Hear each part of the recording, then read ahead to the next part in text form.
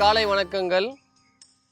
இன்னைக்கு நம்ம பார்க்க போகிறது சூரிய நமஸ்காரத்தோடைய அடுத்த 4 ஆசனங்களை இன்னைக்கு பார்க்க போகிறோம். சூரிய நமஸ்காரம் பண்ணால் என்னென்னலாம் பெனிஃபிட்ன்றதை முதலே சொல்லியிருக்கேன், இருந்தாலும் இப்போ சொல்கிறேன். ஃப்ளெக்சிபிலிட்டி நல்லா இன்க்ரீஸ் ஆகும். ரொம்ப வெயிட்டாக இருக்கிறவங்களுக்கு பர்ஃபெக்ஷனாக இல்லாமல் உங்களால் என்ன முடியுதோ அதை நீங்கள் செய்யுங்க. நீங்கள் அந்த வகையில் பண்ணும்போது ஒரு மாதத்தில் கண்டிப்பாக 2 கிலோ வரைக்கும் நல்லா குறைக்கலாம். முக்கியமாக ஃப்ளெக்சிபிலிட்டி இன்க்ரீஸ் பண்ணணும், அதுதான் ரொம்ப முக்கியமே. அந்த வகையில் இன்றைக்கி அடுத்த 4 ஆசனத்தை பார்ப்போம். இப்போ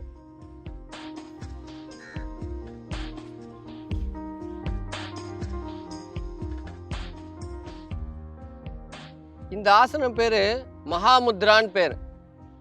யோகாலேயே முக்கியமான ஆசனம்னு சொன்னால் இந்த ஆசனத்தை சொல்லலாம். இந்த ஆசனம் எல்லா மதத்துலேயும் இருக்குது. ஏன் எல்லா மதத்துலேயும் இருக்குன்னா, ஃப்ரண்ட்டில் பெண்ட் பண்ணுறத ரொம்ப முக்கியமாக சொல்கிறாங்க. தலை நெத்தி ஃப்ளோரில் பண்ணணும், அதை ரொம்ப விசேஷமாக சொல்கிறாங்க.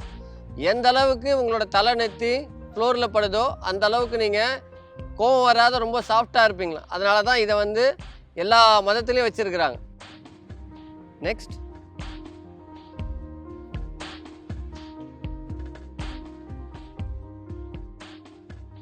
அடுத்தது கம்ப்ளீட் லைங் டவுன் போஸ்டர்.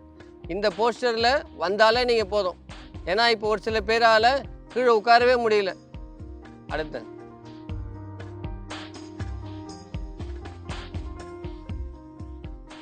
இந்த ஆசனத்தை பண்ணும்போது உங்களுக்கு பேக் பெயின் வராது. குறிப்பாக சொல்லப்போனால் எல்லாருக்கும் L3, L4, L5 disk bulging வருது. இந்த ஆசனம்லாம் நீங்கள் செய்யும்போது உங்களுக்கு டிஸ்க் பல்ஜிங் இருந்தால் கூட உங்களுக்கு அந்த டிஸ்க் பல்ஜிங்காக இருக்கிறது சரியாகும் கண்டிப்பாக. நெக்ஸ்ட்,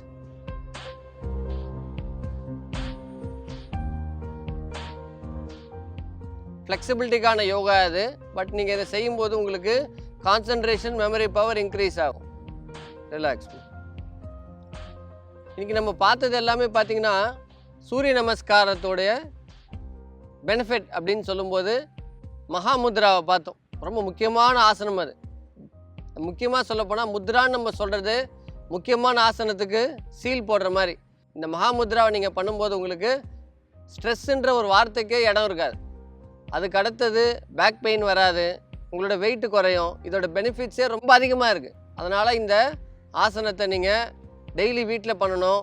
ஃபுல்லாக சாப்பிட்டுட்டு கண்டிப்பாக செய்யாதீங்க. ஸ்கூல் ஸ்டூடெண்ட்ஸ் செய்கிறாங்கன்னா ஸ்கூல் விட்டு வந்ததுக்கப்புறமும் செய்யுங்க, மார்னிங்கும் செய்யுங்க. ஃப்ளெக்சிபிலிட்டி இன்க்ரீஸ் ஆகும். நீங்கள் இதெல்லாம் டெய்லி செய்வீங்கன்ற நம்பிக்கையோடு இன்றைக்கி இந்த முடிச்சுக்கலாம்.